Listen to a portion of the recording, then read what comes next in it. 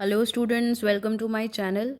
This is the daily current affairs update for 27th April 2020. Please subscribe to my channel by clicking the bell icon in order to receive daily current affairs update. Let's start.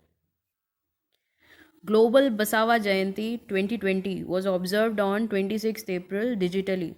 So Basava Jayanti, what does it mean? Basava Jayanti marks the birth anniversary of Lord Basavana, the 12th century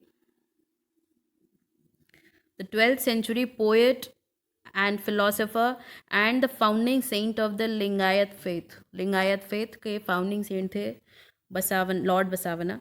Basavana was a 12th century philosopher, statesman, Kannada poet and social reformer during the reign of Kalachuri dynasty king Bijala I in Karnataka. Basavana spread social awareness through his poetry popularly known as Vachanas. Alright. So next, COVID-19 pandemic may earn governor's rule for the Bodoland Territorial Area Districts (BTAD) in Assam. The state's governor is the constitutional head of the BTAD that falls under the 6th schedule of the constitution and is administered by the Bodoland Territorial Council (BTC). So elections were scheduled to be held on for BTC on April 4, but due to this pandemic they have been deferred indefinitely. So the council's current term expires on April 27th, and henceforth there have no any selections made be due to COVID-19 pandemic. South China Sea dispute. In the middle of the global coronavirus pandemic, China has been busy increasing its presence in South China Sea. If the dispute were to aggravate, Asia Pacific researchers believe it could have serious consequences for diplomatic relations and stability in the region.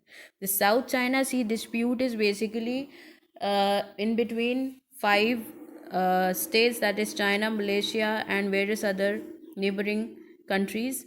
They are fighting for coral reefs. They are basically negotiating on different terms because those coral reefs and those aquatic or marine life can get them some profit, maybe. Now EOL for 10 hydrogen fuel cells based electric buses and cars. NTPC Limited, India's largest power producer and a central PSU under Ministry of Power, has invited global expression of interest. This EOL means expression of interest to provide 10 hydrogen fuel cell based electric buses, and an equal number of hydrogen fuel cell based electric cars in Leh and Delhi. So 10 buses of hydrogen fuel cell based and 10 cars of hydrogen fuel cell based. The requirement of these have been generated in Delhi and Leh, and hence the global expression of interest have been generated. The move to procure hydrogen fuel cell based vehicles is first of its kind project in the country, wherein a complete solution from green energy to the fuel cell vehicle would be developed.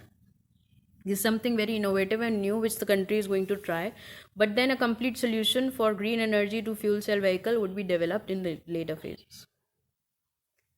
Thank you guys. Please subscribe to get updates for tomorrow's current affairs. Take care. Bye bye.